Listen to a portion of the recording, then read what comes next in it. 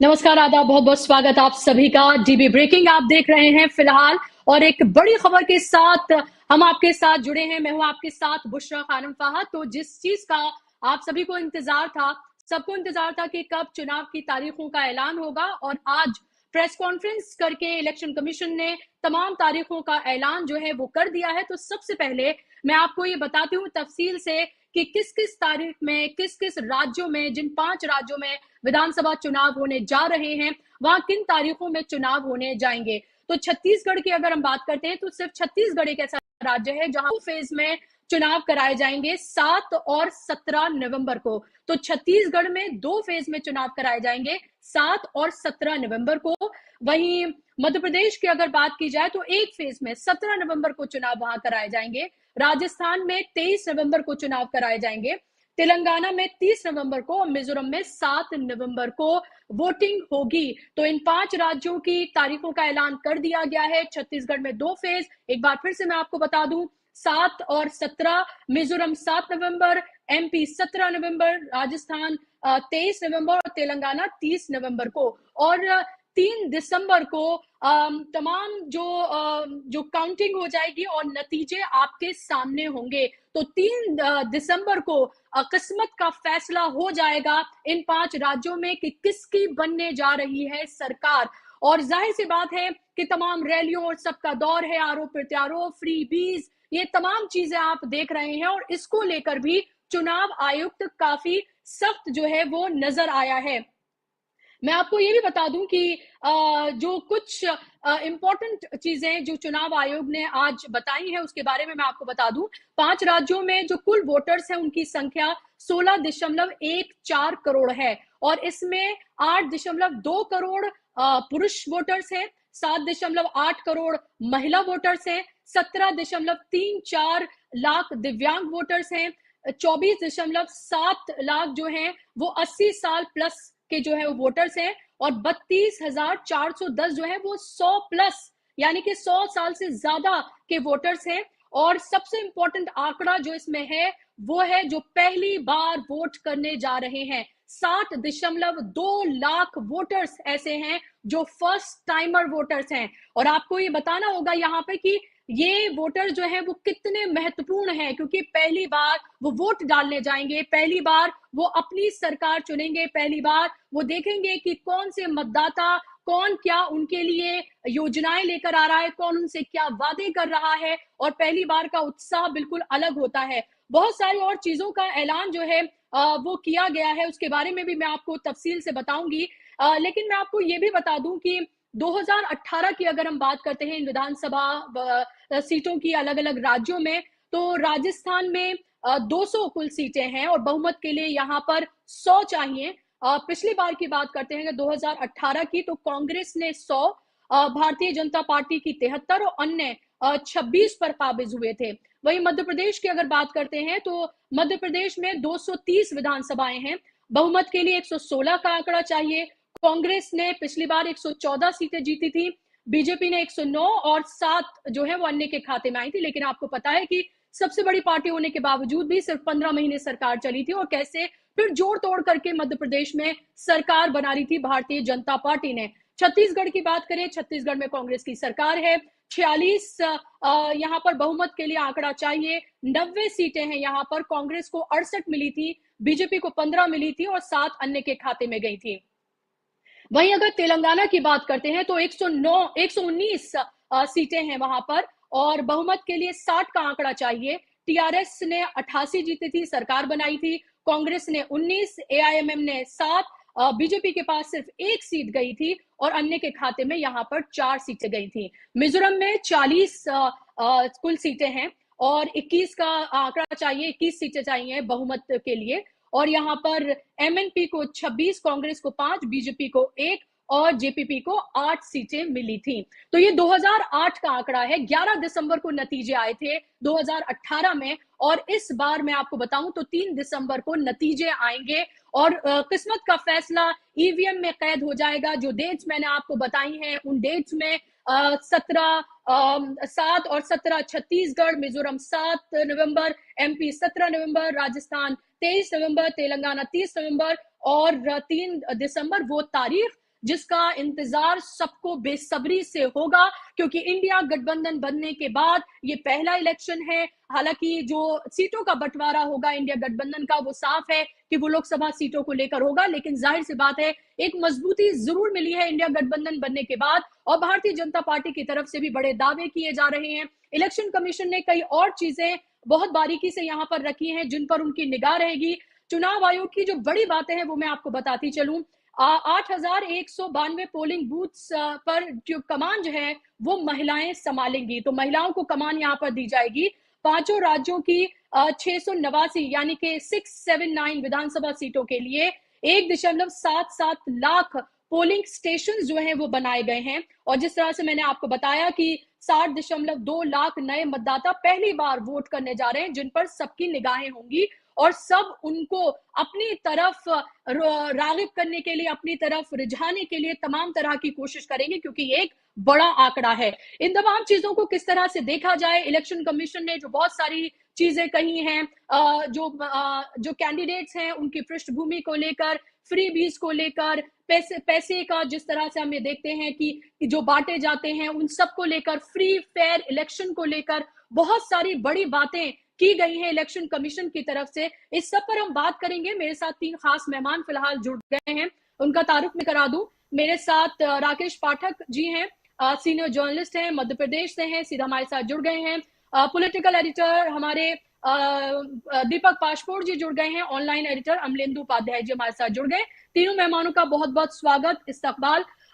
शुरुआत में राकेश जी आपसे करना चाहूंगी। तारीखों का ऐलान हो गया, फॉर्मेलिटी हो गई, इंतजार था लंबे वक्त से कि आखिर कब तारीखों का ऐलान किया जाएगा और कब वो डेट्स हमारे पास होंगी, जब और वो खास तौर पे डेट होगी जब नतीजे आएंगे। पूरी इलेक्शन कमीशन की इस प्रेस कॉन्फ्रेंस को, इन डेट्स को आप किस तरह से देख रहे हैं फिलहाल? देखिए, सबसे पहले तो बीजेपी की आईटी सेल को धन्यवाद देना होगा कि हमेशा की तरह चुनाव आयोग से पहले उसने तारीखें घोषित नहीं की, वरना अमित मालवीय भारत के निर्वाचन आयोग से पहले तारीखें घोषित कर देते। दूसरी बात यह है कि जो हमारे लोकतांत्रिक निर्वाचक प्रणाली के इंतजामात हैं उसके बारे में उन्होंने बताया, हर बार बताते हैं। ये बात भी सही है कि धीरे धीरे हमारा जो निर्वाचन का सिस्टम है उसमें लगातार सुधार हुआ है। बहुत सी बातें हर नए चुनाव के बाद सुधरती हैं, उन सब बातों के विस्तार में नहीं जाना। हमें सिर्फ ये समझना है कि अब आज के बाद क्या इन सब आदर्श बातों का पालन सभी राजनीतिक दलों से निर्वाचन आयोग करवा पाएगा कि नहीं, क्योंकि पिछले कुछ वर्षों में निर्वाचन आयोग की जो छवि बन गई है वो केंद्र सरकार के घटक दल के रूप में बनती चली जा रही है। वो एक गठबंधन दल के रूप में केंद्र की सत्ता में शामिल है, क्योंकि प्रधानमंत्री और उनकी पार्टी के लोग कितनी भी आदर्श आचार संहिता की पाबंदियों का उल्लंघन करें उस पर कोई कार्रवाई चुनाव आयोग करता नहीं है। बाकी पार्टियों के पर जिस तरह करता है वो सब हम जानते हैं। अब हम आते हैं कि कितने दिन अब बचे हैं लोगों के पास, प्रत्याशियों के पास और दलों के पास। तो देखा जाए तो अब 1 महीना और मुश्किल से 6 दिन सबके पास है। अगर मैं मध्य प्रदेश की बात करूं, चूंकि मैं भोपाल में बैठा हूं, तो भारतीय जनता पार्टी इस मामले में बढ़त लिए हुए है कि उसने 3 सूचियां अब तक प्रत्याशियों की जारी कर दी। कांग्रेस में अभी यह मंथन चल ही रहा है। बीजेपी जल्दी सूची जारी करने का जितना फायदा उठा सकती थी उतना उसे नुकसान भी हुआ कि उसमें भगदड़ मची हुई है, दल बदल है। और कांग्रेस की तो अभी सूची नहीं आई, उससे पहले ही कल एक विधायक कांग्रेस का वर्तमान विधायक पार्टी छोड़कर बीजेपी में शामिल हो गया। यद्यपि वो विधायक कांग्रेस बहुत पहले से छोड़ चुका था, विधिवत उसने दूसरी बार बीजेपी में प्रवेश किया। एक बार वो पहले भी 2021 में शामिल हो चुका है। तो कुल मिलाकर अब ये देखना होगा कि बचे हुए इन 66 दिनों में जो बड़ी राजनीतिक पार्टियां हैं मध्य प्रदेश की, और सपा बसपा भी हैं, कुछ और छोटे दल भी हैं, वे किस तरह से अब चुनाव मैदान में आते हैं।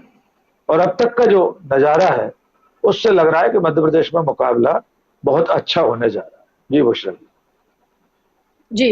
दीपक पासपोर्ट जी, आप किस तरह से देख रहे हैं? आप देख रहे हैं रैलियों में किस तरह से रेवड़ियां जो है वो बांटी जा रही हैं। हालांकि फ्रीबीज को लेकर हमेशा भारतीय जनता पार्टी दूसरी पार्टियों पर आक्षेप लगाती रही है, लेकिन अब खुद आप ये देखिए, खासतौर देश की मैं बात करूं कि शिवराज सिंह चौहान किस तरह से इमोशनल कार्ड खेल रहे हैं, किस तरह से चैलेंज कर रहे हैं वो अपनी राष्ट्रीय जो लीडरशिप है उसको, और इस सब के बीच जो आज ऐलान किया गया है तारीखों का और तमाम जो डिटेल बातें जो इलेक्शन कमीशन की तरफ से की गई हैं, क्या कहेंगे आप उस पर? उषा जी, पहला इंप्रेशन अगर आप पूछें तो इसमें तीन घटक हैं इस चुनाव के। मुख्य रूप से जो भारतीय जनता पार्टी जो है, तो भारतीय जनता पार्टी के जो मोदी जी हैं, मोदी जी की अपनी छवि जो है उसको इस चुनाव में वो बचा पाते कि नहीं बचा पाते, और इतनी ताकतवर ढंग से बचा पाते हैं कि नहीं कि 2024 तक अपने चेहरे और अपने छवि को ले जा सके, ये देखना होगा। इन 5 राज्यों के नतीजे बताएंगे कि मोदी के चेहरे पे कितना भरोसा किया जा सकता है उनकी अपनी पार्टी के द्वारा। दूसरा, कांग्रेस इस समय एक लगभग सभी जगह सीधे मुकाबले में है। आप देखिए, मतलब आप छत्तीसगढ़ और राजस्थान में तो सरकार है ही, मध्य प्रदेश में भी उसकी सरकार थी जो उससे छीन ली गई थी। उसके बाद आप जाइए तो तेलंगाना में अब मुख्य मुकाबला भी जो है वहां पर टीआरएस और कांग्रेस के बीच है। भारतीय जनता पार्टी वहां पिछड़ती हुई बताई जा रही है। और मिजोरम में भी चाहे सरकार जिसकी हो, लेकिन कांग्रेस की वहां पर उपस्थिति है। अब यहाँ पर कुछ दिनों पहले जो इंडिया गठबंधन बना है, इंडिया गठबंधन सीधे सीधे वहीं कहीं पर साथ साथ इन लोग चुनाव नहीं लड़ रहे हैं। अगर छत्तीसगढ़ की बात करें तो यहाँ पे जितनी भी सीटें हैं, 90 की 90 सीटों पर आम आदमी पार्टी जो है वो अपने उम्मीदवार उतार रही है। ये बात घोषित हो गई, उनका काम चल भी रहा है। लेकिन उन्होंने ये भी क्लेरिफाई कर दिया है कि हमारा जो गठबंधन है 2024 के लिए, लोकसभा के लिए है, तो सीधे सीधे जो है इन 5 चुनावों में एक बढ़ा हुआ नैतिक बल लेकर भी जा रही है कांग्रेस। इस बीच कांग्रेस की बहुत सारी ऐसी उपलब्धियां रही हैं, एक तरह से वो रिवाइव हुई है, पुनरुद्धार हुआ है कांग्रेस का। आप देखिए, खासकर पिछले साल सितंबर से जो भारत जोड़ो यात्रा के बाद जितनी घटनाएं हुई, उससे कांग्रेस न केवल मजबूत हुई है बल्कि इस समय पूरा का पूरा विपक्ष जो है वो कांग्रेस की छतरी के नीचे है। इस चुनाव में चाहे वो गठबंधन का लागू नहीं हो रहा है, लेकिन उस गठबंधन की छाया में ही ये चुनाव लड़ा जा रहा है, हमको देखना होगा। तीसरा, जो सबसे बड़ी जो चुनौती है वो खुद चुनाव आयुक्त के लिए है, मुख्य निर्वाचन आयुक्त के लिए है। उन्हें अपनी विश्वसनीयता को बरकरार तो क्या, काफी कुछ ध्वस्त हो गई है। मतलब इससे बुरी बात और क्या हो सकती है कि पिछले कुछ समय से केंद्रीय चुनाव आयोग का शॉर्ट फॉर्म जो है वो केंचुआ बताया जा रहा है। वो कोई अल्फाबेट का शॉर्ट फॉर्म वो नहीं किया जा रहा है, उसका मजाक उड़ाया जा रहा है। तो केंचुआ से वापस केंद्रीय चुनाव आयोग बने, अपना वापस वो वही प्रतिष्ठा को प्राप्त करे जो किसी समय शेषन साहब ने दिलाई थी, उस पद को जो मर्यादा दिलाई थी, प्रतिष्ठा दिलाई थी, और उसका जो रौब बनाया था, रुतबा बताया था। आज जो है राजीव कुमार साहब ने बहुत सारी बातें की, ऐसा लग रहा है कि काफी वो तरह से है। मुझे ऐसा लगता है कि कामयाब होंगे हम नहीं कह सकते।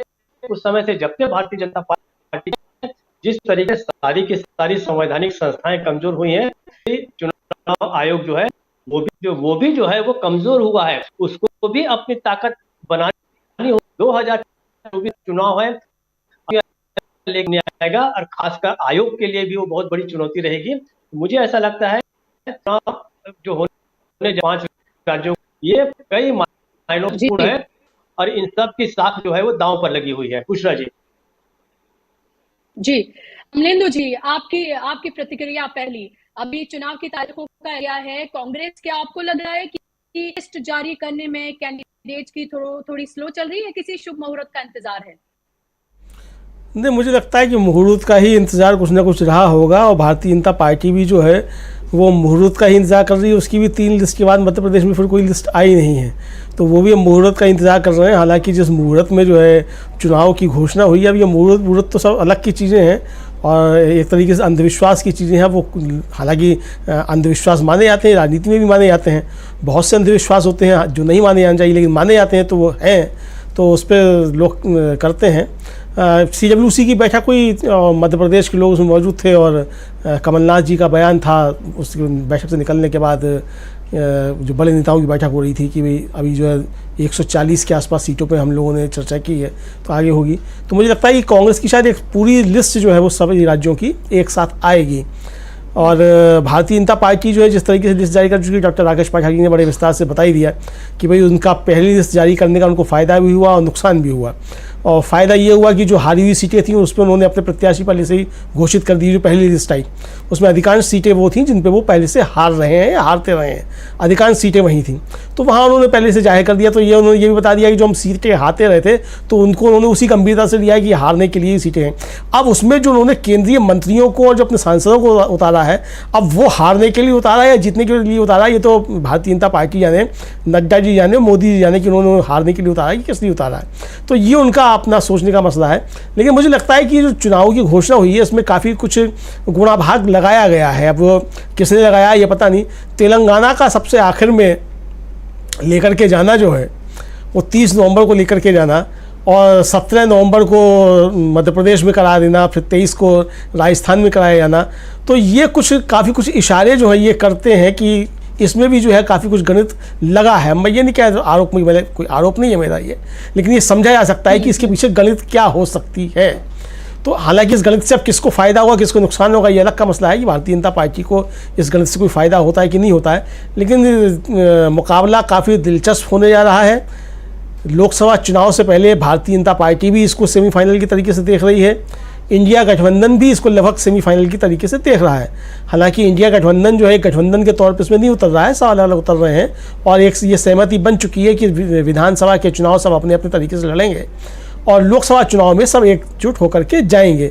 तो मोदी जी के लिए जो बड़ी चुनौती है खासतौर से वो ये विधानसभा चुनाव नहीं है बल्कि लोकसभा चुनाव है और उसके लिए इंडिया गठबंधन मजबूती के साथ जा रहा है। हालांकि भारतीय जनता पार्टी के लिए गंभीर चुनौती जो है वो ये विधानसभा चुनाव भी है, चूँकि यहाँ उसका स्टेक काफ़ी लगा हुआ है। कांग्रेस के लिए भी चुनौती है क्योंकि उनको अपनी 2 राज्य सरकारें बचानी है और राजस्थान में जो है उनको जो अभी तक चला आ रहा है कि एक बार इसकी सरकार एक बार उसकी सरकार, उस पर पार्टी को भी बदलना है।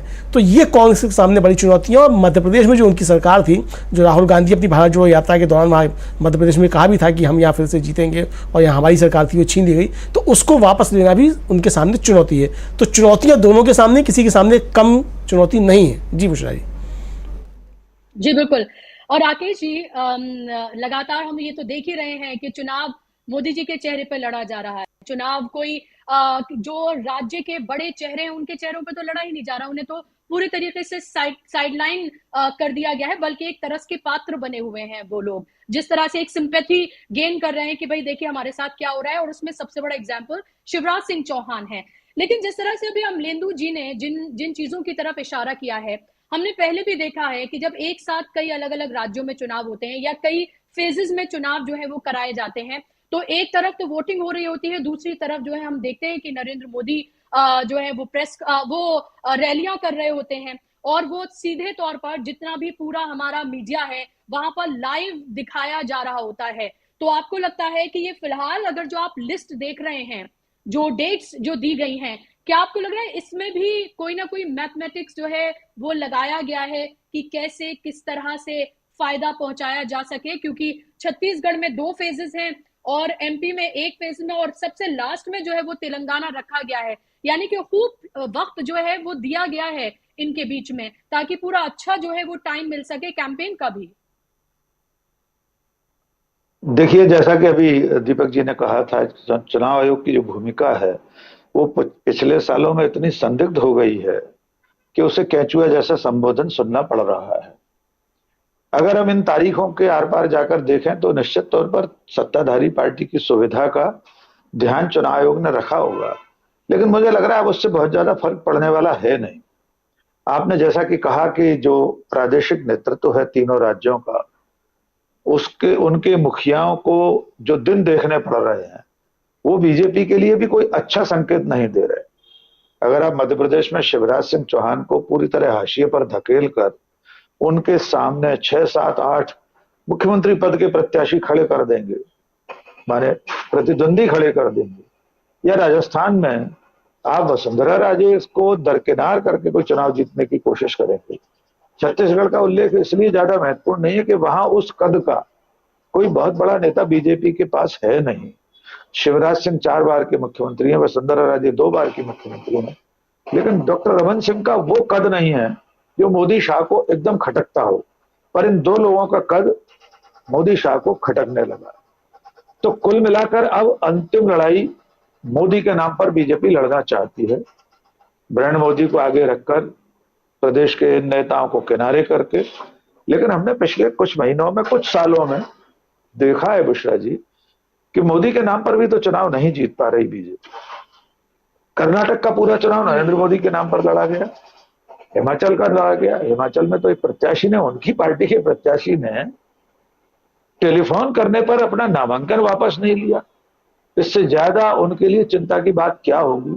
एक अपराजेय राजनेता, एक अवतारी पुरुष, उसका कहना उनकी अपनी पार्टी का एक बागी प्रत्याशी नहीं मान रहा, और जनता ने भी उनका चेहरा पसंद नहीं किया। जनता ने उनकी बातों को, बजरंगबली की तुलना बजरंग दल से करने को उचित नहीं माना, और कर्नाटक, हिमाचल में मोदी ब्रांड हार गया। मध्य प्रदेश में भी कोशिश यही हो रही है। मोदी के दिल में एमपी, एमपी के दिल में क्या, एमपी के दिल में मोदी, और मोदी के दिल में एमपी। इस तरह के जुमले और नारे यहां चल रहे हैं। प्रधानमंत्री यहां की जनसभाओं में मुख्यमंत्री का नाम नहीं ले रहे हैं। एक सामान्य औपचारिकता होती है बुशरा जी किसी कार्यक्रम की शुरुआत में, स्वाभाविक तौर पर हम जिसके आयोजन में जाते हैं उस आयोजक का नाम लेते हैं। यहां तो उनकी अपनी पार्टी आयोजक है, उस पार्टी का मुखिया 4 बार से मुख्यमंत्री है, प्रधानमंत्री उसका नाम नहीं ले रहे मंच से। एक बार नहीं, 3 बार। भोपाल, ग्वालियर, जबलपुर, तीनों सभाओं में शिवराज सिंह का नाम नहीं लिया। शिवराज सिंह चौहान की चहेती योजनाओं का उल्लेख नहीं करते, वे अपनी उपलब्धियां गिनाते हैं या कि कांग्रेस का नाम लेते हैं। हमारे डीवी लाइव पर बहुत बढ़िया एडिटिंग करके हमने वीडियो, कांग्रेस कांग्रेस कांग्रेस आपने सुनाया था एक डिबेट में, 44 बार कांग्रेस का नाम देते हैं।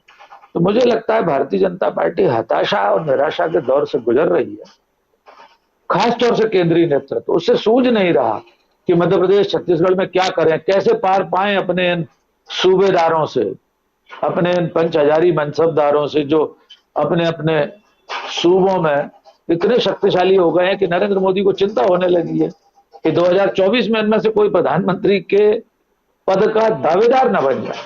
मुझे लग रहा है इसलिए उन्हें हाशिए पर ले जाया जा रहा है, और इसका खामियाजा बीजेपी को भुगतना पड़ सकता है। जी बुशरा। जी बिल्कुल, खामियाजा भुगतना पड़ सकता है। और जिस तरह से तमाम जो स्टेट की लीडरशिप है उसको पूरा साइडलाइन किया, वाम नहीं लिया जाता, राजस्थान में बोलने तक नहीं दिया जाता है, तो वो तस्वीरें सबके सामने है और सबको नजर आ रहा है। और ये भी पता है लोगों को कि अगर वहां पर Bharatiya Janata party, for example आप ये सोच लें कि अगर वो सत्ता में आ जाती है तो नरेंद्र मोदी तो वहां के चीफ मिनिस्टर नहीं बनने जा रहे हैं, चीफ मिनिस्टर तो वहां का कोई स्टेट का लीडर ही बनेगा। तो ये लोगों को पता है, और ये देखा भी गया है कि में अलग तरीके से, और जो नेशनल इलेक्शन है, जो लोकसभा के इलेक्शन है, उसमें अलग तरीके से, अलग पैटर्न पर वोट भी करते हैं, क्योंकि उनके लिए उनके मुद्दे, उनके इश्यूज अलग अलग तरह हैं। दीपक पाशपोर जी, नरेंद्र मोदी जी लगातार अपनी छाती ठोक कर ये कहते हैं, ये मोदी की गारंटी, मोदी जो कहता है वो करके दिखाता है, और भ्रष्टाचारी मेरे सामने जो है मेरे पास बैठ के ताप नहीं ला पाते हैं। तो ये जिस तरह के झूठ जो है लगातार बोले जा रहे हैं, सांप्रदायिक कार्ड खेला जा रहा है। राजस्थान में हमने देखा कि पूरा इलेक्शन कैंपेन ही सांप्रदायिक ध्रुवीकरण के इतर ही घूम रहा है। कर्नाटका में हमने देखा ये सब कुछ किया गया, हिजाब, बजरंग बली, सब कुछ किया गया, लेकिन उसका कोई फायदा नहीं हुआ। और किस तरह से बड़े बहुमत के साथ कांग्रेस ने वहां पर सरकार बनाई, हिमाचल में सरकार बनाई, जो उपचुनाव थे उसमें भी देखा कि किस तरह से जो इंडिया गठबंधन है उसको जीत हासिल हुई। तो क्या आपको लग रहा है मोदी मैजिक भी, और इस तरह की गारंटियां, वो एक कॉन्फिडेंस दिखाना, वो लार्जर देन लाइफ इमेज दिखाना, वो सब कुछ भी अब काम नहीं कर रहा है भारतीय जनता पार्टी के लिए, नरेंद्र मोदी के लिए? जी निश्चित रूप से ये छवि का बहुत बड़ा संकट जो है, देखिए 3 तरह के संकट है इस समय भारतीय जनता पार्टी के। पहला तो है उसकी मोदी जी की छवि का संकट, क्योंकि मोदी जी ने पूरी की पूरी पार्टी, पूरे के पूरे राज्य, पूरे राज्यों की तमाम कैबिनेट, यहां से लेकर समझ लीजिए कि केवल शायद ग्राम पंचायत के चुनाव ही बचे हुए हैं जिसमें शायद मोदी जी का सीधा सीधा हस्तक्षेप ना होता हो। याद कीजिए कुछ दिन पहले उन्होंने तेलंगाना में जाकर ये जब कहा कि हैदराबाद की जो ये काउंसिल जो था, म्यूनिसिपल काउंसिल के लिए चंद्रशेखर राव साहब जो है मेरे से एनडीए के साथ गठबंधन करना चाहते थे। मतलब उस समय भी मैंने ये ध्यान दिलाया था कि क्या मोदी जी के पास इतना वक्त है कि जो स्थानीय निकाय के जो चुनाव है वहां पर भी किस तरीके से कौन किसके साथ गठबंधन करे और कौन ना करे, क्या ये तय करने का काम भी प्रधानमंत्री करते हैं? और अगर ऐसा है तो आप सोच सकते हैं कि उन्होंने अपने राज्य की इकाइयों को कितनी स्वतंत्रता दे रखी है। अभी जो आपने कहा था कि भारतीय जनता पार्टी के इसमें असली बात यह है कि वो तमाम लोगों को अपने नियंत्रण में रखना चाहते हैं, चाहे वो राज्य की इकाइयां हो, चाहे मुख्यमंत्री हो, चाहे जो भी हो। आप कह रहे थे कि मुख्यमंत्री का तो बनेंगे नहीं मोदी जी यहाँ पर आकर, लेकिन आप ये मान के चलिए कि मोदी जी चाहते हैं कि भारत में जो कुछ हो उनके ही चेहरे पर हो। तो इसलिए उनका जो कुल नियंत्रण है जो इकाई पर है, तमाम राज्यों पर है, उसको बनाकर रखना चाहते हैं। तो छवि का संकट ये है कि लेकिन इस समय मोदी जी का चेहरा लेने के लिए राज्य भी तैयार नहीं है, क्योंकि वो ये जानते हैं कि अब मोदी का चेहरा जो है वो कोई खुद अपने आप में वो गारंटी नहीं रह गए हैं, तो दूसरी चीजों की गारंटी वो क्या देंगे। दूसरा जो संकट है वो तमाम राज्य इकाइयों में भारतीय जनता पार्टी के सामने चेहरों का संकट है कि किसे मुख्यमंत्री के रूप में सामने लाएं। अब मैं अगर केवल छत्तीसगढ़ की बात करूं तो छत्तीसगढ़ में देखिए डॉक्टर रमन सिंह जो है, निश्चित रूप से उन्होंने 15 साल तक सरकार चलाई, उसके पहले जोगी जैसे महत्वपूर्ण व्यक्ति को उन्होंने हटाया, तो उनका 15 साल तक बहुत स्थिर सरकार दी उन्होंने। लेकिन आज उनके इर्द गिर्द 2 और उपाध्यक्ष बना दिए गए हैं, उनकी चारों ओर से घेराबंदी हो गई है। न तो पार्टी कह रही है कि डॉक्टर रमन सिंह हमारा चेहरा हो सकते हैं, और न ही खुद रमन सिंह कह पा रहे हैं या राज्य की कोई भी इकाई का कोई भी जिम्मेदार पदाधिकारी कह पा रहा है कि छत्तीसगढ़ से मुख्यमंत्री कौन होगा। तो ये दूसरा हुआ चेहरों का संकट। और तीसरा जो संकट है मुद्दों का संकट है। ये जवाब जो आपने सवाल किया कि ध्रुवीकरण को लेके है, लेकिन अब क्या है, देखिए ये जो समय है पिछला 1 साल 1.5 साल, इसका बहुत बड़ा श्रेय जो राहुल गांधी को जाता है कि उन्होंने लोगों की जो नागरिक चेतना है उसको लौटाने का काम किया है। उन्होंने बताया कि आप केवल वोटर नहीं हैं, आप एक जिम्मेदार नागरिक हैं और आपके पास सरकारों को बदलने की ताकत है। और ये सरकारों को बदलने का उदाहरण भी उन्होंने पेश करवा दिया है कर्नाटक और हिमाचल प्रदेश के चुनाव जीतकर। फिर गठबंधन भी इस समय बन चुका है।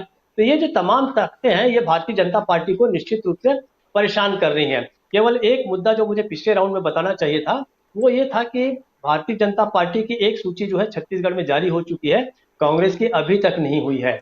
लेकिन मुझे ऐसा लगता है कि शायद कांग्रेस बहुत सावधानी से चलना चाहती है, वो देख लेना चाहती है कि किस तरीके से यहाँ पर बीजेपी की लिस्ट 1 या 2 और आ जाए, उस हिसाब से वो अपने लोगों को उतारेगी, ऐसा मुझे लगता है। हालांकि कल एक फर्जी सूची वायरल हो गई थी और लगभग शायद 30-40 उम्मीदवार जो है उनकी एक सूची को वायरल करा दिया गया था और कांग्रेस से बताया था कि अभी कोई भी उम्मीदवार जो है वो फाइनल नहीं हुए। लेकिन अब मुझे लगता है कि चूंकि चुनावों की घोषणा हो गई है तो तमाम पार्टियां जो है, भारतीय जनता पार्टी अपने बचे हुए उम्मीदवारों की और कांग्रेस जो है अपने सारे उम्मीदवारों की घोषणा 2-4 दिन में कर देगी। बुशरा जी। जी बिल्कुल। और अमलेंदु जी, अभी ये भी नहीं भूलना चाहिए लद्दाख और कारगिल के जो पोल्स हैं उनकी भी बात कर लें, क्योंकि वो भी एक तरह से कहीं ना कहीं कॉन्फिडेंस बिल्डिंग का काम कर रहे हैं। क्योंकि अभी लद्दाख गए थे राहुल गांधी और वहां पर किस तरह से काउंसिल इलेक्शन में एनसी और कांग्रेस ने बड़ी जीत हासिल की है। तो ये और इस सब के बीच मैं ये भी दर्शकों को बता दूं कि अब से कुछ ही देर बाद यानी कि 3 बजे राहुल गांधी प्रेस कॉन्फ्रेंस भी करने वाले हैं कांग्रेस मुख्यालय में दिल्ली में। तो वो उस पर भी हमारी नजर रहेगी कि क्या कुछ उनकी तरफ से कहा जाता है। तो इलेक्शन कमीशन की तरफ से तारीखों का जो ऐलान हुआ है उसके बाद ये प्रेस कॉन्फ्रेंस की जा रही है, तो ये भी देखना बेहद महत्वपूर्ण है।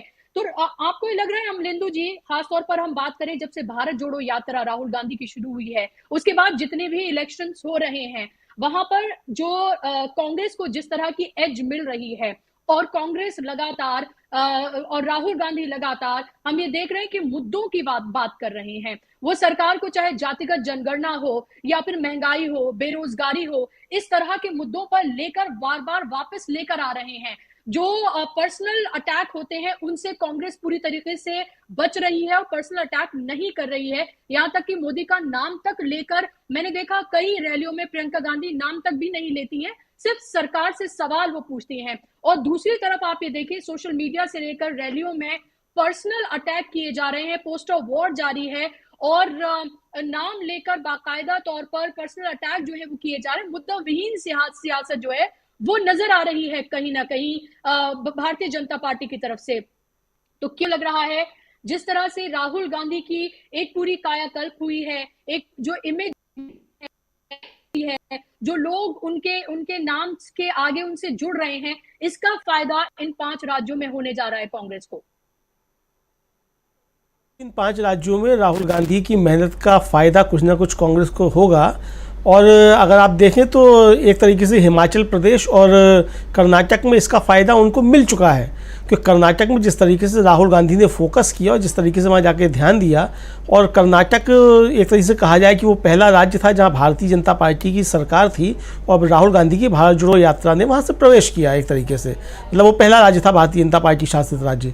और वहाँ कोलार से ही जो है जो जनसभा हुई थी 2 अक्टूबर को उनकी बारिश में भीगती हुई, वो काफ़ी जो थी वो सोशल मीडिया पे वायरल हुई और ज़बरदस्त उसको था वो लोगों ने शेयर किया उस बैठक उनकी उस सभा को, जो बारिश में भीगते हुए राहुल गांधी ने भाषण दिया था। और कोलार ही वो जगह है जहाँ से उनका जो पिछला एक भाषण था उस पर जो उसको आधार बना करके उनकी लोकसभा की सदस्यता गई थी। तो इस तरीके से राहुल गांधी ने निश्चित तौर पे कांग्रेस का जो कार्यकर्ता है उसके जो कहा जाए एक तरीके से उसका जो उत्साहवर्धन करने का काम राहुल गांधी ने किया है। और कांग्रेस का कार्यकर्ता उत्साह से इस समय लबरेज है, जबकि भारतीय जनता पार्टी जिस तरीके से एंटी इनकम्बेंसी का सामना कर रही है, खासतौर से मध्य प्रदेश में उसके सामने डबल एंटी इनकम्बेंसी है, राज्य सरकार की भी एंटी इनकम्बेंसी है और राज्य सरकार से ज़्यादा प्रधानमंत्री नरेंद्र मोदी के खिलाफ जो है वो anti incumbency Bharatiya Janata party के खिलाफ देखी जा रही है। तो अब जो देखना ये है कि किस तरीके से भारतीय जनता पार्टी इस एंटी इनकम्बेंसी से निपटती है और किस तरीके से राहुल गांधी जिस तरीके से घेर रहे हैं भारतीय जनता पार्टी को, मुद्दों पर घेर रहे हैं, भारतीय जनता पार्टी किस तरीके से राहुल के इस चंगुल से निकलती है और मुद्दों को दरकिनार करके भावनात्मक मुद्दों को सामने लेकर के आती है।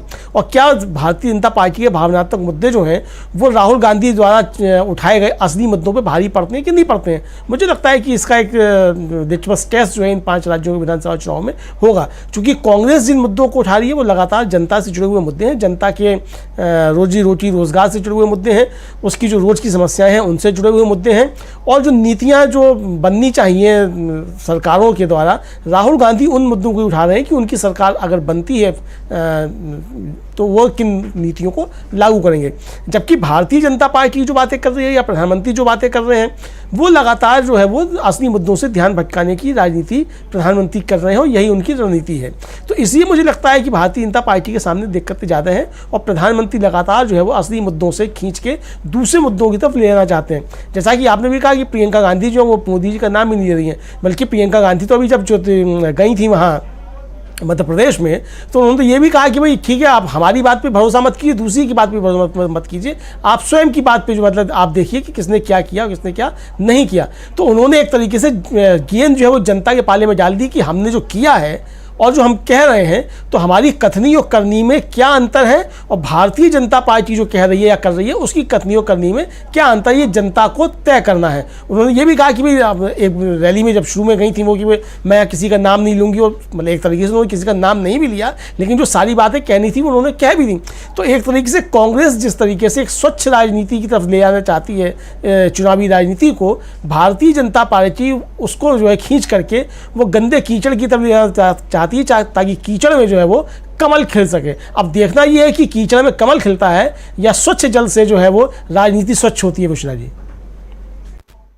जी, जाहिर सी बात है कि कीचड़ में कमल खिलता है या फिर स्वच्छ राजनीति की तरफ एक बार फिर से देश लौटता है, क्योंकि इतने 9.5 सालों में डबल इंजन की जहां जहां सरकार रही या फिर केंद्र की सरकार को देखें तो लोगों को पता है जो तमाम वादे किए गए उन वादों की कैसी हवा निकली है और वो सिर्फ जुमले ही साबित हुए हैं। ये पूरे देश के सामने है। ऐसे में लोगों को ये तय करना है इनके 5 राज्यों में वो फिर से जुमलों की सरकार लाना चाहते हैं या फिर वो असली मुद्दों की जो बात कर रहे हैं, ओपीएस की बात करें, जातिगत जनगणना की, बेरोजगारी की, महंगाई की, वो तमाम मुद्दे जो हर रोज परेशान करते हैं और हर रोज जेब पर जो डाका डाला जा रहा है आम आदमी के, या फिर उसको वो ध्यान में रखकर वोट देते हैं। राकेश पाठक जी, मेरा सवाल आपसे ये कि मध्य प्रदेश की अगर हम खास तौर पर बात करते हैं, क्या आपको लग रहा है कौन से वो ऐसे ज्वलंत मुद्दे हैं जिन पर लोग वोट डालने जा रहे हैं? क्या कोई सांप्रदायिक कार्ड, इमोशनल कार्ड, मोदी की गारंटी, मैं गारंटी देता हूं,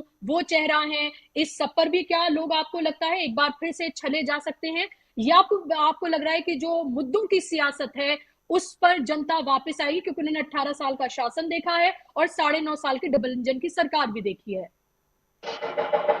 देखिए बुशरा जी, पहली बात तो यह कि मध्य प्रदेश में सांप्रदायिक कार्ड चलने वाला नहीं है बीजेपी का। एक छोटा सा हिस्सा है मालवा का, जहां थोड़ी थोड़ी कोशिशें बीजेपी की आरएसएस और उसके आनुषंगिक संगठन करते रहते हैं कि किसी तरह उस चिंगारी को भड़काया जाए। इंदौर है, उज्जैन है, कुछ और इलाके हैं।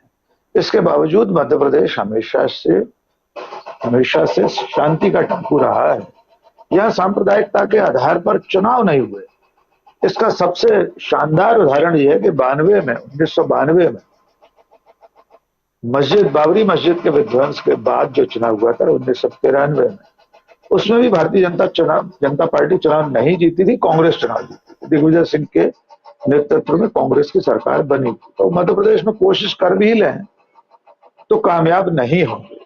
यद्यपि कोशिश करेंगे। नरेंद्र मोदी तो राजस्थान में कन्हैया लाल जी का जिक्र करके क्या कर चुके हैं, कह चुके हैं, आप जानते हैं। कर्नाटक में उन्होंने पूरी कोशिश की थी, यहां भी करेंगे। लेकिन यहाँ आपने जो पूछा कि यहाँ सबसे महत्वपूर्ण मुद्दा क्या है, मध्य प्रदेश में सबसे महत्वपूर्ण मुद्दा है भ्रष्टाचार का। 20 साल में से 18-17 साल तो शिवराज सिंह खुद मुख्यमंत्री रहे। तो कुल मिलाकर मध्य प्रदेश में इतना ज्यादा भ्रष्टाचार है, उससे लोग बहुत त्रस्त हैं।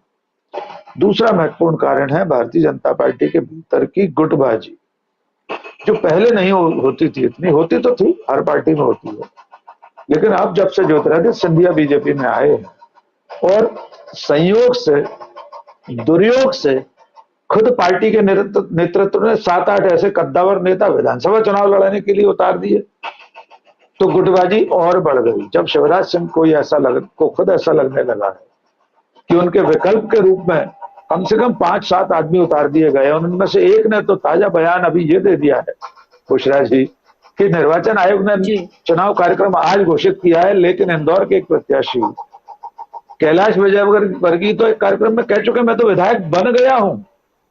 वो वीडियो आपने शायद देखा हो, ना देखा हो तो देख लीजिए, ट्विटर पर मैंने अभी भी पोस्ट किया है। कैलाश विजयवर्गीय कह रहे हैं कि मैंने प्रशासन से कह दिया है कि अब मैं विधायक बन गया हूं, ये सब नहीं चलेगा, वगैरह वगैरह। तो ऐसी स्थिति में मध्य प्रदेश में बीजेपी अपने ही अंतर विरोधों से घिरी हुई है और जनता असली सवालों पर बात कर रही है। नरेंद्र मोदी यहां आकर दुनिया जहान की बात कर लें, लेकिन जनता मध्य प्रदेश की पूछ रही है पटवारी भर्ती परीक्षा में घोटाला क्यों हुआ, व्यापम में आज तक कोई अंतिम निष्कर्ष क्यों नहीं निकला है। तो ये वो कारण है जिससे बीजेपी की राह मध्य प्रदेश में कठिन होती जा रही है। जी मुश्किल जी। दीपक पाशपुर जी, छत्तीसगढ़ की अगर हम बात करते हैं तो छत्तीसगढ़ में आपको क्या लग रहा है, कौन से वो मुद्दे हैं? क्योंकि छत्तीसगढ़ की अगर हम बात करें तो सबसे ज्यादा मजबूत अगर कहीं पर कांग्रेस फिलहाल नजर आ रही है तो वो छत्तीसगढ़ है, और जहां पर ऐसा लग रहा है कि भारतीय जनता पार्टी ने छोड़ ही दिया है वहां पर कुछ ट्राई भी करना। उनको लग रहा है कि ट्राई करना भी शायद अब उनको कोई फायदा नहीं देगा, और यही वजह है कि सबसे कम अगर कहीं पर हम देख रहे हैं कि कंसंट्रेशन है भारतीय जनता पार्टी का, तो वो हमें छत्तीसगढ़ नजर आ रहा है। तो छत्तीसगढ़ में भूपेश बघेल की जो सरकार है वो काफी मजबूत नजर आ रही है। 5 सालों में लग रहा है कि काम उन्होंने किया है। फिलहाल आपको क्या लग रहा है, किन मुद्दों पर वहां की जनता वोट करने जा रही है? और एक और मेरा सवाल, मेरा बूथ सबसे मजबूत, ये लगातार भारतीय जनता पार्टी की तरफ से ये पूरा कैंपेन चलाया जाता रहा है। नरेंद्र मोदी लगातार इसको लेकर अपने जो कार्यकर्ता हैं उनको संबोधन करते रहे हैं। क्या आपको लग रहा है कि जो भारतीय जनता पार्टी की सबसे बड़ी मजबूती है वो बूथ मैनेजमेंट और उसके साथ साथ जो कार्यकर्ता उसके मजबूत हैं वो है? और क्या आपको लगता है कि कांग्रेस को इस तरफ अभी और काम करने की जरूरत है? देखिए बुशरा जी, पहली बात तो ऐसा कहना थोड़ा अन्यायपूर्ण होगा कि भारतीय जनता पार्टी के लोगों ने कोई मैदान छोड़ दिया है, ऐसा नहीं है। क्योंकि आप हमेशा ये याद रखें कि भारतीय जनता पार्टी की जो असली जो ताकत है वो आरएसएस होता है निश्चित रूप से। और आरएसएस का कार्यकर्ता, इसमें 2 वर्ग है। भारतीय जनता पार्टी में जो एक्टिव पॉलिटिक्स में चला गया है वो तो जीत की आशा से काम करता है, लेकिन आरएसएस के बहुत सारे लोग ऐसे होते हैं जो हार या जीत की किसी भी तरीके की आकांक्षा के बिना वो आदेश के मुताबिक काम करते रहते हैं। तो भारतीय जनता पार्टी ने ऐसा नहीं कहा जा सकता कि मैदान छोड़ दिया, वो अपने आप को भी रीऑर्गेनाइज करने की कोशिश कर रहे हैं। आखिरकार उन्होंने 15 साल तक सरकार चलाई है, उनका एक अच्छा खासा नेटवर्क है, ये कहना तो है। लेकिन होता क्या है कि हम जैसे क्रिकेट मैच में देखते हैं कि सामने वाला एक जो टीम है एक बड़ा स्कोर अगर खड़ा कर देती है, तो जो उसके बाद जो बैटिंग करने की जो टीम आती है अक्सर वो इस दबाव में ही हार जाती है कि इतना बड़ा स्कोर है, पता नहीं ये चेज हो पाएगा कि नहीं हो पाएगा, इसको हम अचीव कर पाएंगे कि नहीं कर पाएंगे। मतलब सही बात तो है कि कहाँ इस समय 71 सीटें हैं कांग्रेस के पास, यहाँ पर जो है बीजेपी के पास जो है 15 है। तो एक पहले तो उस गैप को खत्म करना, फिर उसके बाद बढ़त बनाना तो कोशिश कर रहे हैं। और निश्चित रूप से एक जो कुछ भी बूथ मैनेजमेंट की बात करें या चुनावी कुल जमा जो उनका गणित है उसके ऊपर वो ध्यान दे रहे हैं, काम कर रहे हैं। लेकिन उनके सामने जो मैंने पिछले राउंड में जो बोला, उनका संकट दूसरी तरीके का है। वो जो है मुद्दों की दिक्कत है, चेहरे की दिक्कत है। दूसरी बात एक और है कि कांग्रेस का जो इस समय छत्तीसगढ़ का जो विकास का मॉडल है उसको पूरे राष्ट्रीय स्तर पे सराहा जा रहा है, इसलिए कि बिल्कुल अलग तरह का है। उन्होंने गांवों में बहुत काम किया है, ठीक है, उसमें बहुत सारे सरकारी योजनाएं हैं, हो सकता है उसमें भ्रष्टाचार भी हो रहा होगा, हो सकता है कि ठीक से इम्प्लीमेंटेशन नहीं हो पा रहा होगा, जितनी पेनिट्रेशन उन योजनाओं का होना चाहिए तो वहां तक नहीं हो पा रहा होगा। लेकिन इसमें कोई शक नहीं कि भूपेश बघेल की सरकार ने पूरी की पूरी जो विकास की जो नीति है उसको बिल्कुल पलट कर रख दिया। पहले जहां शहर केंद्रित नीतियां बनती थी, बड़े उद्योगों पर आधारित थी, वो गांव की ओर गए। गांव में लोगों को उन्होंने सशक्तिकरण किया है। बहुत सारी जो किसान न्याय योजनाएं हैं, खेतीहर मजदूरों को वो डायरेक्ट कैश दे रहे हैं। उसके अलावा जो मजदूर है, शहरी मजदूर हैं, उनके लिए योजनाएं हैं। तो एक तरह से जो वीकर सेक्शन है उसमें निश्चित रूप से बहुत सारे सशक्तिकरण के कार्यक्रम हो रहे हैं। जैसे आप देखिए कि बेरोजगारी भत्ता, युवकों को जो है जब तक नौकरी नहीं मिलती उनको एक निश्चित अवधि के लिए उनको बेरोजगारी भत्ता दिया जा रहा है। तो ऐसा जो वोटर होगा और जो पहली बार वोट दे रहा होगा तो क्यों नहीं वो कांग्रेस की तरफ जाएगा। अभी आप देखिए कि इंटरव्यू देने अगर वो बच्चे जाते हैं तो उनके लिए जो है ट्रांसपोर्टेशन जो है वो भी फ्री किया गया है। तो इस तरीके से बहुत सारे ऐसे वर्ग हैं, उसको सशक्तिकरण का काम छत्तीसगढ़ में हुआ है। ये उसकी असली ताकत है कांग्रेस की। छत्तीसगढ़ में आप कहें उसकी सबसे बड़ी ताकत यह है कि उसने आर्थिक नीति पर बहुत ज्यादा फोकस किया है। जितने भी विकास के जो सूचकांक होते हैं, जिसको हम GDS बोलते हैं, जो सोशल जो गोल्स हैं, उन गोल्स को अचीव करने में काफी काम किया है। तो मुझे ऐसा लगता है कि एक तरह से एडवांटेज जो है कांग्रेस को यहाँ पर है। भारतीय जनता पार्टी को अच्छी खासी मेहनत करने की जरूरत यहाँ पर पड़ रही है और कर रहे हैं। शायद जहां तक मैं रोज जो अखबार देखता हूँ, उनकी गतिविधियां देखता हूँ, अपने आप को रीऑर्गेनाइज कर रहे हैं और क्यों नहीं, करना भी चाहिए। बुशरा जी। जी, जाहिर सी बात है, लोकतंत्र है और इस लोकतंत्र में ये तमाम पार्टियां जो हैं वो अपने अपने लिए या और अपने अपने कैंडिडेट्स को मैदान में उतार कर वो चुनाव लड़ती हैं। और खासतौर पर अगर छत्तीसगढ़ की बात करते हैं तो कांग्रेस और भारतीय जनता पार्टी ही दो पार्टियां हैं जो सीधे तौर पर वहां पर मुकाबले में हैं। अमलेंदु जी, लेकिन राजस्थान की अगर हम बात करते हैं और 2018 की अगर हम इलेक्शन की बात करें, 2018 में 100 सीटें कांग्रेस को मिली थी और 73 भारतीय जनता पार्टी को मिली थी और अन्य के पास जो है वो 26 सीटें गई थी। हमेशा से हमने देखा है, लगभग 25 साल का अगर हम इतिहास देखें राजस्थान का चुनावी इतिहास, तो 5 साल और 5 साल हमेशा वहां ऑल्टरनेटिव सरकार वहां पर रही है। 5 साल एक के पास और 5 साल दूसरे के पास, यानी कि भारतीय जनता पार्टी और कांग्रेस। लेकिन अगर पिछली बार भी देखें तो अच्छा खासी टक्कर यहाँ पर दी थी भारतीय जनता पार्टी ने। और इस बार जो हम देख रहे हैं वहां पर जाहिर सी बात है कि कांग्रेस भी पूरी टक्कर देती हुई यहाँ पर नजर आ रही है। ऐसा नहीं लग रहा है कि इलेक्शन कोई एक तरफा है। जिस तरह से राहुल गांधी ने भी कहा था कि we are very close in Rajasthan, उन्होंने भी नहीं कहा कि हम जीत रहे हैं, उन्होंने भी कहा था वी आर वेरी क्लोज। एक तरह का उन्होंने वहां की लीडरशिप को एक चैलेंज या फिर एक प्रेशर टेक्टिक्स जिसे बोलते हैं वो करने की उन्होंने वहां पर कोशिश की थी। 2018 से और अब 2023 में सिचुएशन को कितना बदला हुआ आप देख रहे हैं, क्योंकि ऐसा नहीं था 2018 में कोई एक तरफा इलेक्शन था। अच्छा खासी टक्कर तब भी भारतीय जनता पार्टी ने दी थी और लोग उसको कह रहे थे कि भाई केंद्र में उनकी सरकार है। और जाहिर सी बात है कि राजस्थान में इस बार हम ये देख रहे हैं कि पूरे तरीके से भारतीय जनता पार्टी ध्रुवीकरण की सियासत ही वहां पर कर रही है और कई ऐसे इंसिडेंट वहां पर हुए भी हैं, हाल ही में भी हुए हैं। इसमें एक मजेदार तथ्य ये है कि 2018 का जब चुनाव हुआ था तो भारतीय जनता पार्टी के लोगों को अक्सर ये कहते हुए सुना जा सकता था कि मोदी तुझसे बैर नहीं, वसुंधरा तेरी खैर नहीं। ये कहा जाता था कि इस तरीके के नारा भारतीय जनता पार्टी के लोगों ने वहाँ लगाया था। अब ये लगाया था कि नहीं लगाया था ये पता नहीं, लेकिन भारतीय जनता पार्टी के लोग जो हैं वो जब चुनाव के परिणाम आए उसके बाद ये कहते हुए पाए जाते थे कि इस तरीके के नारे राजस्थान में लगे थे।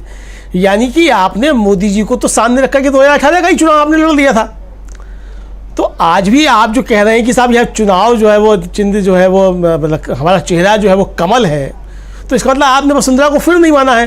तो अगर आपने वसुंधरा को अपना फेस फिर नहीं माना है तो इसका मतलब कि 2018 से ज़्यादा परिस्थितियां बदली हुई नहीं है, बल्कि परिस्थितियां ज़्यादा गंभीर हो सकती हैं। ये मेरा अपना मानना है, एक राजनीतिक विश्लेषक होने के नाते, कोई भविष्यवाणी नहीं है, लेकिन एक राजनीतिक विश्लेषक होने के नाते जो चीज़ें मैं देख पा रहा हूँ यहाँ बैठ करके कि राजस्थान में चल क्या रहा है, परिस्थितियां क्या बन रही हैं। चूंकि प्रधानमंत्री भी जब वहाँ जा रहे हैं, जिस तरीके से वसुंधरा राजे सिंधिया को लगातार निगलेक्ट कर रहे हैं, जिस तरीके से अर्जुन राम कभी मेघवाल को कभी आगे बढ़ाते हैं, कभी जाकर के वहाँ सतीश पूनिया को आगे बढ़ाते हैं, कभी जाकर के जो है वो हमारे उपराष्ट्रपति जो है वो लगातार वहाँ खूब दनादन दौरे किए जा रहे हैं। तो जो इस तरीके से जो संदेश वहाँ मिल रहे हैं, वो संदेश ये मिल रहे हैं कि भारतीय जनता पार्टी के सामने वहाँ कोई फेस नहीं है। कांग्रेस ने भी अपना कोई फेस घोषित नहीं किया है, लेकिन स्वाभाविक तौर पे उसका फेस जो है, जो वहाँ के मुख्यमंत्री अशोक गहलोत वो हैं, और अशोक गहलोत ने जो काम किए हैं उन कामों के बल पे कांग्रेस वहाँ चुनाव मैदान में जा रही है।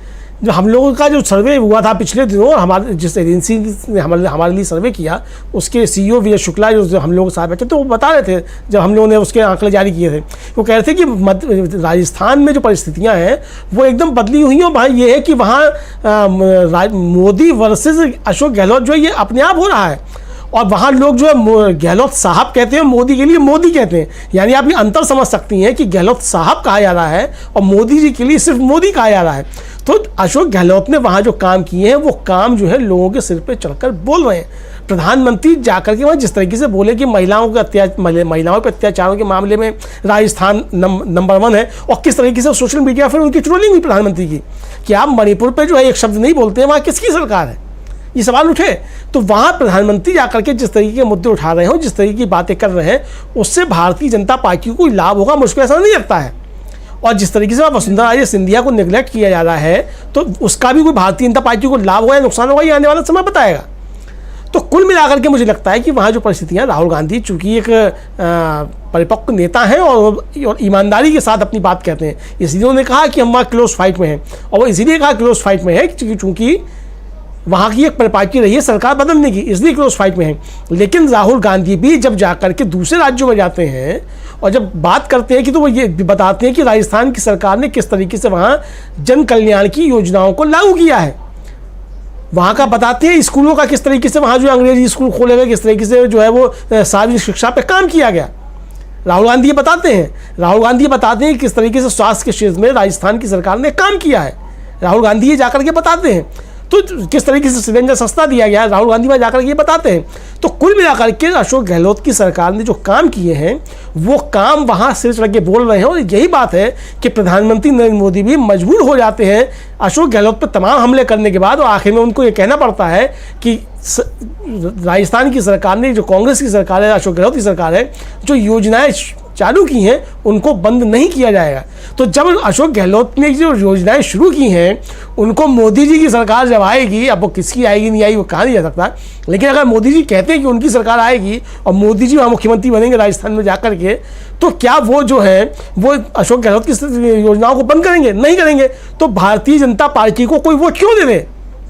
जब आपको योजनाएं अशोक गहलोत की ही चलानी है तो अशोक गहलोत को ही वोट क्यों न दिया जाए? मुझे लगता है कि ये प्रश्न वहाँ की जनता के सामने होगा। और जिस तरीके से वहाँ जातिगत आधार पर विभाजन करने की कोशिश की जा रही है, जिस तरीके से वहाँ जो है वो सांप्रदायिक आधार पर कोशिशें की जा रही हैं, मुझे लगता है कि अब जनता भी जो काफ़ी समझदार हो चुकी है। हालांकि ऐसा नहीं है कि जाति के आधार पर और धर्म के आधार पर लोग बंटते नहीं है कि अब बटेंगे नहीं, निश्चित तौर पर बटेंगे, होगा, उसका प्रभाव भी होगा। लेकिन अब जनता अपने मुद्दों को वरीयता देने लगी है और जनता समझदार हो रही है। अब वो किसी भी तरीके से इस तरीके की चीज़ों में फंसने में नहीं आएगी कि आप जो है वो उसको बरगलाते रहें दूसरे मुद्दों पे और उसकी असली समस्याओं पे जो आपको ध्यान ना दें, बल्कि जनता के खिलाफ काम करें। तो इसलिए अब जिसको भी राजनीति करनी है मुझे लगता है कि जनता के मुद्दों की बातें करनी होंगी। और राजस्थान में अच्छी बात यह है कि अशोक गहलोत लगातार जनता की समस्याएं सुन रहे हैं, उनका निराकरण करने का काम कर रहे हैं, और जो राजस्थान सरकार की पॉलिसीज़ बन रही हैं वो कहा जाए एक तरीके कि वो मील का पत्थर जो है वो अन्य राज्यों के लिए भी साबित हो सकती हैं। और जो जन कल्याणकारी राज्य की जो भूमिका है जो राज्य की एक जन कल्याण की भूमिका है, उसके लिए मुझे लगता है कि राजस्थान जो है वो एक मॉडल पेश कर रहा है और इसलिए वहाँ अशोक गहलोत को फ़ायदा मिलना लग रहा है। बाकी अब समय बढ़ेगा किस तरीके से प्रधानमंत्री वहाँ बार जाते हैं, किस तरीके से भारतीय जनता पार्टी के लोग वहाँ सांप्रदायिक ध्रुवीकरण करने की कोशिश करते हैं, जिसका सूत्रपात प्रधानमंत्री कर आए हैं कि जब उदयपुर का नाम लेकर के और कन्हैया लाल की बात जिस तरीके से कह करके वो शुरुआत कर रहे हैं, लेकिन उसका कोई प्रभाव होगा ये देखने वाली चीज़ होगी, होता है कि नहीं होता है। आखिर वहाँ जो लड़ाई जो है वो मुझे लगता है जनता के मुद्दों की और सांप्रदायिक राजनीति इनके बीच होगी। अब किसकी जीत होती है ये समय बताएगा बुशरा जी। बिल्कुल जाहिर सी बात है और भारतीय जनता पार्टी को ये हमेशा से लगता रहा है और शायद वो गलत भी नहीं है क्योंकि 2014 से लेकर 2019 और इसके अलावा जो राज्यों के जो चुनाव हुए हैं वहां पर उन्होंने सांप्रदायिक कार्ड खेला है। हमेशा हमने देखा है 80-20 की सियासत की बात वो करते हैं, शमशान कब्रिस्तान की बात की जाती है और बुलडोजर की जो सियासत है, जो न्याय बुलडोजर से हो रहा है उसकी बात की जाती है। और हमने देखा भी कि किस तरह से शिवराज सिंह चौहान भी उसी तरह की सियासत कुछ दिन तक हमने देखी वो करते हुए नजर आए कि किस तरह का उनका भी बुलडोजर का न्याय होता हुआ हमने देखा।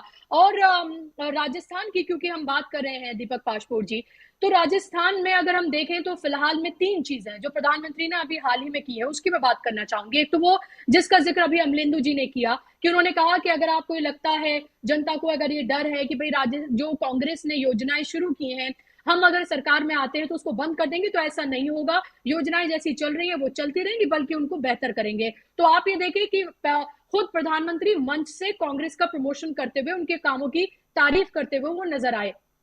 दूसरी बात जो उन्होंने कही कि वहां पर कि सिलेंडर जो है वो पहले 1100 रुपए का दिया जा रहा था, अब हम आपको सब्सिडी बढ़ा दी है और 600 रुपए का सिलेंडर दिया जाएगा।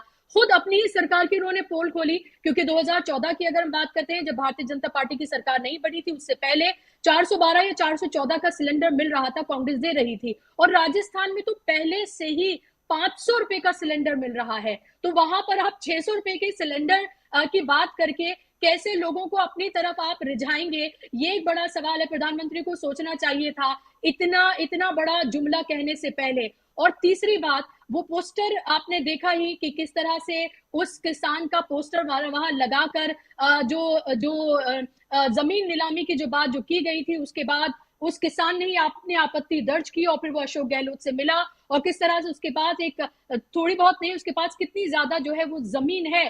तो यहाँ पर आप तीनों चीजों में देखें, कांग्रेस का प्रचार करते हुए, जुमलेबाजी करते हुए और झूठ बोलते हुए साफ तौर पर भारतीय जनता पार्टी और नरेंद्र मोदी नजर आ रहे हैं।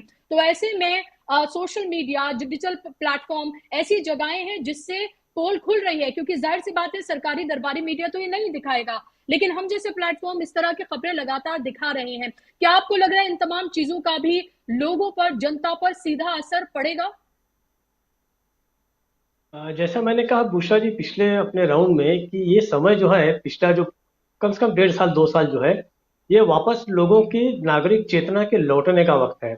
लोग अब इन चीजों को बहुत ध्यान से सुनने लगे हैं, ध्यान से देखने लगे हैं और उसकी पड़ताल भी करने लगे हैं। जहां तक राजस्थान के जो किसान वाला मामला है वो तो उस और सिलेंडर दोनों ही मामलों में जो है मोदी जी जो है अपनी स्थिति को बहुत ही खराब कर चुके हैं। लेकिन इन चीजों की बहुत ज्यादा परवाह करते नहीं है मोदी जी। उन्हें जहां पर जो उनकी समझ से ठीक लगता है वो बोल के चले जाते हैं क्योंकि वो जानते हैं कि डैमेज कंट्रोल का जो काम है अभी भी उनको ऐसा लगता है कि एक तो उनकी राज्य इकाइयां करते बैठेंगे और दूसरा सोशल मीडिया पे फैला उनका जो ट्रोल। और भारतीय जनता पार्टी ने ऑपरेशन लोटस के जरिए वहां पर येदियुरप्पा की सरकार बनाई थी, तो लेकिन अब लोग जो है जानबूझकर उसको रिपीट कर रहे हैं। जो अच्छी सरकार है उसको रिपीट किया जाएगा और जो बुरी सरकार है उसको पलटा जाएगा। तो इस समय कोई भी राजनीतिक दल ऐसी कोई गारंटी मान के न चले, मतलब जिसको कहते हैं कि टेकन फॉर ग्रांटेड न ले लोगों को कि हमें ही चुनकर लाया जाएगा। आप अगर सेंसिबल काम करेंगे, आप अच्छे से काम करेंगे तो ही आपको जो है मैंडेट मिलेगा। और भारतीय जनता पार्टी की सबसे बड़ी दिक्कत इन सारी जगहों पर यही है। तेलंगाना में जाके उन्होंने जब जो प्रचार किया मोदी जी ने, आप क्या सोचते हैं कि उसका मोदी जी को कोई फायदा मिलने वाला है? उसका फायदा मोदी जी को कतई नहीं मिलेगा। लेकिन जो मरना हो जाएगा, जो काम बढ़ जाएगा वो राज्य इकाई का हो जाएगा। तो मुझे ऐसा लगता है कि अब लोग इन चीजों को सोच रहे हैं, समझ रहे हैं, जो आर्थिक मुद्दे हैं उन पर ध्यान दे रहे हैं। 10 साल तक पर्याप्त उनका मनोरंजन भी हो गया, पर्याप्त जो है उल्टी सीधी जो जुमले थे उस पर विश्वास भी कर लिया। अब वो ठोस परिणाम चाहते हैं क्योंकि किसी के भी जीवन में 10 साल बहुत होते हैं बर्बाद करने के लिए या बना लेने के लिए। आप याद कीजिए कि आज से 10 साल पहले 2013-14 में कौन सा वर्ग था जो बहुत प्रभावित था मोदी से? वो था 18, 19, 20 साल के बच्चे। आज उनकी उम्र जो है वो 30 साल, 31 साल, 32 साल ऐसी हो गई है। वो देख रहे हैं कि उनके पास कोई भी उनके जीवन में कोई आर्थिक ठहराव नहीं है, कोई अच्छा उनके पास काम नहीं है। तो निश्चित रूप से सोचेंगे। और आर्थिक मुद्दे जो है, मुझे ऐसा लगता है कि इस पांचों राज्यों में आर्थिक मुद्दे ही सर्वोपरि होंगे।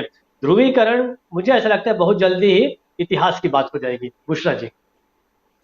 जी बिल्कुल, ध्रुवीकरण इतिहास की बात हो जाएगी, पुरुम्मीद होकर आप ये बात कर रहे हैं। और जाहिर सी बात है कि जो असल मुद्दे हैं उन पर ही चुनाव लड़ा जाना चाहिए। लेकिन ऐसे हाल के दिनों में फिलहाल ये नजर नहीं आया। खासतौर पर अगर हम कर्नाटका और हिमाचल की बात करें, वहां पर तो लगा कि लोगों ने जिस तरह से वो त्रस्त थे भारतीय जनता पार्टी की सरकार से, उन्होंने दूसरे ऑप्शन यानी कांग्रेस को चुना और सरकार बनाकर उनकी भेजी। तो ऐसे में ये उम्मीद एक तरफ ये नजर जरूर आती है कि ध्रुवीकरण की सियासत को लोग नकार रहे हैं, लेकिन ये भी हमें देखना है कि ये स्टेट टू स्टेट भी वेरी करता है। यानी कि फर्क हमें एक स्टेट से दूसरे स्टेट में ये हमें नजर आता है कि हो सकता है कि एक स्टेट में ये चीजें भारतीय जनता पार्टी के लिए काम करें लेकिन दूसरे स्टेट में ना करें। लेकिन कर्नाटक, जहां पर हमने देखा कि एक तरह की प्रयोगशाला साउथ में खासतौर पर भारतीय जनता पार्टी की रही, जहां पर उसने ध्रुवीकरण की सियासत की तमाम जितने भी हथकंडे थे वो वहां पर अपनाए, लेकिन उसके बावजूद भी लोगों ने कांग्रेस को चुना। और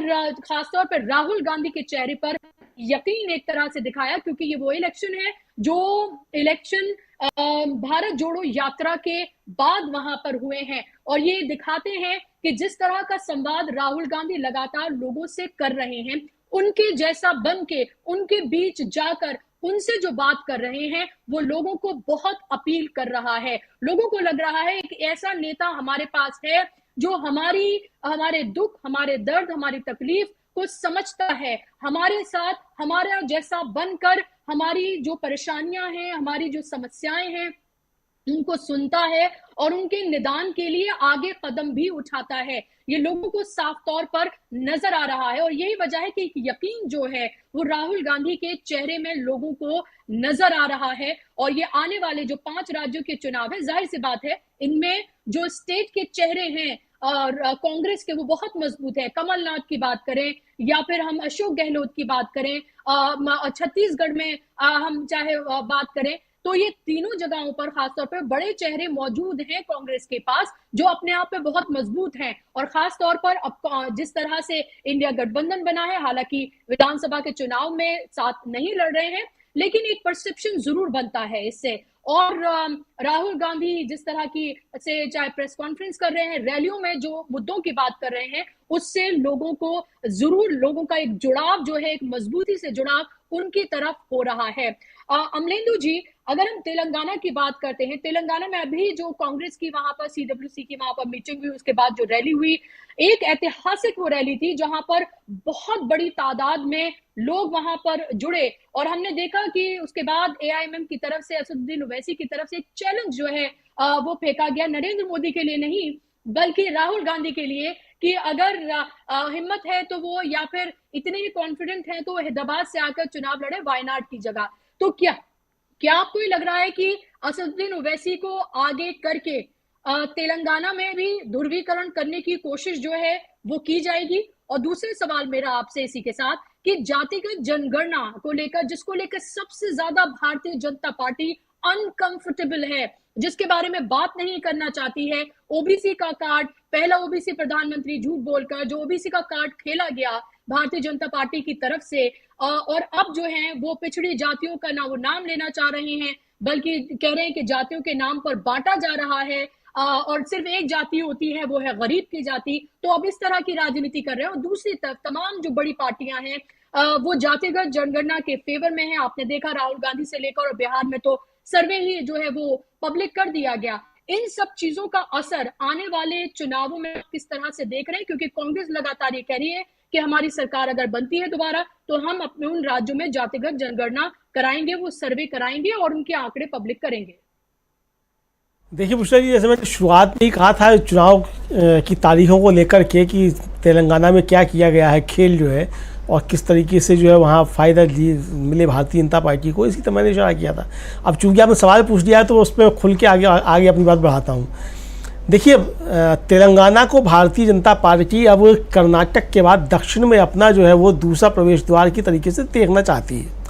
कर्नाटक में उसको जो झटका लगा है तो कर्नाटक की भरपाई जो है वो तेलंगाना में करने की कोशिशें करेगी। इसलिए सबसे आखिर में तेलंगाना के चुनाव रखे गए हैं और भरपूर समय जो है वहाँ दिया गया है। 17 नवंबर को मध्य प्रदेश में चुनाव ख़त्म हो जाएगा और 23 को ख़त्म हो जाएगा राजस्थान में। यानी कि 23 से लेकर 30 तक का समय जो है वो बचेगा सिर्फ तेलंगाना पे ध्यान देने के लिए। और उस दौरान तेलंगाना पे भारतीय जनता पार्टी ज़बरदस्त तरीके से ध्यान देगी और ध्रुवीकरण वहाँ अच्छे तरीके से करने की कोशिशें करेगी। और ये शुरुआत जो है, देखिए, जो 17 सितंबर को वहाँ जो कांग्रेस की जो रैली हुई, बड़ी रैली हुई, और जिसमें राहुल गांधी ने खुलकर के आरोप लगाया था कि असदुद्दीन ओवैसी भी जो है वो भारतीय जनता पार्टी की बी टीम है, मतलब बाकायदा उन्होंने MIM असदुद्दीन ओवैसी का नाम लेकर के ये आरोप लगाया था, BRS और असदुद्दीन ओवैसी को लेकर के। तो उसका सीधा सीधा प्रभाव जो देखने को मिला। असदुद्दीन ओवैसी जो है उन्होंने फिर चैलेंज जो है वो राहुल गांधी को दिया कि हैदराबाद से लड़ लो। हालांकि हैदराबाद से उनके भाई जो है एक विधानसभा का चुनाव पहले हार चुके हैं, सुल्तान सलाउद्दीन ओवैसी के रहते हुए। वो एक अलग मसला है कि मतलब वो किसको चुनौती कहाँ दे सकते हैं, किसको नहीं दे सकते। और उसी 17 सितंबर को बुशरा जी MIM के पूर्व विधायक हैं जो TJP से भी पहले रहे हैं, मैं उनका नाम भूल रहा हूँ, वो जो है वो कांग्रेस में शामिल हुए। वो मजबूत जो है वो प्रतिद्वंदी एक तरीके से वहाँ ओवैसी के समझे जाते हैं हैदराबाद में, तो वो शामिल हुए हैं कांग्रेस में। और कांग्रेस उनको लेकर के वहाँ अच्छे उससे आगे बढ़ रही है। तो ओवैसी साहब के सामने चुनौती कांग्रेस ने उस तरीके से पेश की तो ओवैसी साहब को लगा कि ये भी यहाँ एक खतरा है। और जिस तरीके से KCR को लेकर के राहुल गांधी वहाँ हमलावर हुए, जिस तरीके से वहाँ रैली हुई कांग्रेस की, और उससे पहले जब राहुल गांधी की वहाँ भारत जोड़ो यात्रा निकली थी, वो खम्मम में जो उनकी एक बाद में रैली हुई, वो भी ज़बरदस्त रैली थी, राहुल गांधी की हुई थी। तो राहुल गांधी और अच्छा, जब कर्नाटक का चुनाव हो रहा था, कर्नाटक का चुनाव प्रचार जिस दिन ख़त्म हुआ उसी समय प्रियंका गांधी तुरंत जो थी वो तेलंगाना पहुंच गई थी अपनी सभा करने के लिए। तो यानी तेलंगाना को कांग्रेस ने अपने कोर एजेंडे में रखा हुआ है और इसलिए भारतीय जनता पार्टी वहाँ अपना कोर एजेंडा रखना चाहती है, उसको अपने रखना चाहती है। पहले तो जो खबरें आती थी वो ये आती थी कि वहाँ लड़ाई जो है वो भारतीय जनता पार्टी और KCR के बीच वहाँ होने जा रही है, TRS यानी BRS के बीच होने जा रही है। लेकिन अब जो खबरें आ रही हैं वो आ रही है कि अब नेक टू नेक फाइट जो है वहाँ वो कांग्रेस और BRS के बीच में है। तो इसलिए वहाँ जो है भारतीय जनता पार्टी परेशान है और भारतीय जनता पार्टी वहाँ चुनाव को त्रिकोणीय बनाने की कोशिश करना चाहती है। तो एक तो ये कि कांग्रेस के बढ़ते हुए प्रभाव को रोका जाए, किसी तरीके से वहाँ BRS की सरकार बन जाए तो भारतीय जनता पार्टी को आगे चल के फ़ायदा हो, और तीसरा ये कि उसका भी अपना वहाँ प्रभाव बढ़े। तो वो वहाँ त्रिकोणीय चुनाव बनाने की कोशिश करना चाहती है। लेकिन वो उसमें सफल होगी नहीं सफल होगी ये तो समय बताएगा। लेकिन जो जिस तरीके से चुनाव की घोषणा हुई उससे लगता ही है कि भारतीय जनता पार्टी को फ़ायदा दिलाने की वहाँ कोशिशें होंगी इस तरीके से, और भारतीय जनता पार्टी इसका फ़ायदा आखिर में चुनाव होने का लेना चाहिए। लेकिन वो ले पाएगी या नहीं ले पाएगी वो तो एक अलग का मसला है। लेकिन वहाँ जो फिलहाल परिस्थितियाँ हैं, कांग्रेस वहाँ बहुत मजबूती के साथ मुझे लगता है चुनाव मैदान में उतरी हुई है। और जो सबसे बड़ी बात यह है कि जो वहाँ उनके अध्यक्ष बने हैं रेवंत रेड्डी, वो उनकी शुरुआत जो है वो छात्र राजनीति में विद्यार्थी परिषद से हुई थी, जो RSS का एक संगठन समझा जाता है। और पहले जो उन्होंने मतलब राजनीति में प्रवेश किया वो उन्होंने BRS से किया था, TRS जो है वहाँ से किया था। और उसके बाद वो जो है वो KCR के विरोधियों को फिर कांग्रेस में वो आए और यहाँ आकर के उन्होंने बहुत अच्छा जो एक तरीके से काम किया है। तो जिस समय उनको अध्यक्ष बनाया गया था तो उस समय भी ये चर्चाएँ हुई थी कि ये बाहर से आया हुआ आदमी जो है इसको यहाँ अध्यक्ष बना दिया गया हो, ये क्या कुछ कर पाएगा या नहीं कर पाएगा।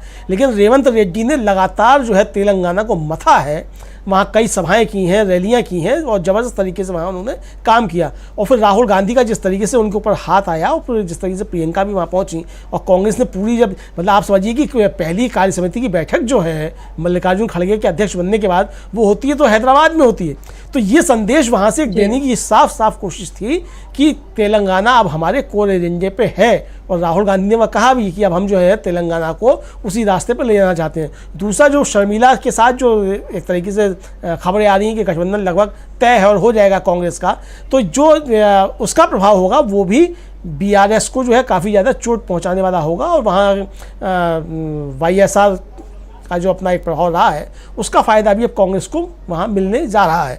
तो ये कुल मिलाकर के जो परिस्थितियाँ उसमें लगता है कि वहाँ अच्छी टक्कर जो है वो BRS और कांग्रेस के बीच में है। कांग्रेस सरकार बना भी सकती है और जैसे जैसे चुनाव आगे बढ़ेगा देखना है कि भारतीय जनता पार्टी उसको त्रिकोणीय बनाती है तो नुकसान जो है भारतीय जनता पार्टी किसको पहुंचाती है, ये देखने वाली चीज़ होगी। तो अब ये समय धीरे धीरे सब तय हो जाएगा। दूसरा, जो आपने जो जातिगत जनगणना की बात की विशरी, मुझे लगता है कि एक बड़ा मुद्दा जो है वो बनने जा रहा है और इन विधानसभा के चुनाव में भी एक बड़ा मुद्दा होगा। कांग्रेस जिस तरीके से इस पर आगे बढ़ रही है, भारतीय जनता पार्टी इस पर पूरी तरीके से बौखलाई हुई है।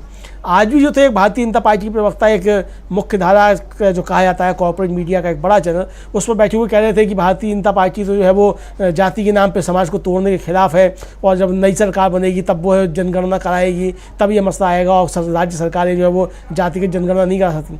ठीक है, राज्य सरकारें जातिगत जनगणना नहीं करा सकती पर सर्वे करा सकती हैं, जिस तरीके से कर्नाटक ने भी पहले सर्वे कराया है और नीतीश कुमार ने कराया है वहाँ बिहार में, और उसकी रिपोर्ट भी सामने आ गई है। तो उस सर्वे पे भारतीय जनता पार्टी की राय, भारतीय जनता पार्टी को ये स्पष्ट करना है। भारतीय जनता पार्टी उस सर्वे को झुठलाना चाहती है और उस पर बात ही करना नहीं चाहती है, तो बल्कि ये कि एक तरीके से कहना चाहती है, प्रधानमंत्री ने कह दिया साहब सबसे बड़ी जाति गरीब है, यानी कि आप जो सबसे बड़ी जो एक समूह है ओबीसी का, आप उसको जो है नकारना चाहते हो, बताना चाहते हैं गरीब सबसे बड़ा है। तो या तो आप ये कह दीजिए कि ओबीसी में गरीब नहीं है भाई, या तो प्रधानमंत्री कहे, भारतीय जनता पार्टी कहे कि ओबीसी में गरीब ही नहीं है। अगर आप कह रहे हैं कि सबसे बड़ा जो है वो जाति गरीब है और फिर आप कहना चाहते हैं कि सबसे बड़ा जो है वर्ग जो है वो हिंदू है, तो फिर क्या आप ओबीसी को हिंदू नहीं मानते हैं? तो मुझे लगता है कि ये प्रश्न भारतीय जनता पार्टी के ऊपर ही जा रहे हैं कि भारतीय जनता पार्टी स्पष्ट करे कि वो ओबीसी को पहले हिंदू मानती है कि नहीं, वो ये मानती है कि नहीं ओबीसी में गरीब है कि नहीं। तो ये सवाल भारतीय जनता पार्टी के ऊपर ही उठ रहे हैं। तो भारतीय जनता पार्टी को इनका जवाब देना मुश्किल होता जाएगा, लेकिन भारतीय जनता पार्टी के पास इसकी कार्ड जो है वो सिर्फ एक सांप्रदायिक ध्रुवीकरण है और भारतीय जनता पार्टी इस चुनाव में उसी के सहारे उतरना चाहती है, वो उस पर अच्छे तरीके से काम करेगी। अब देखना ये होगा कि सांप्रदायिक ध्रुवीकरण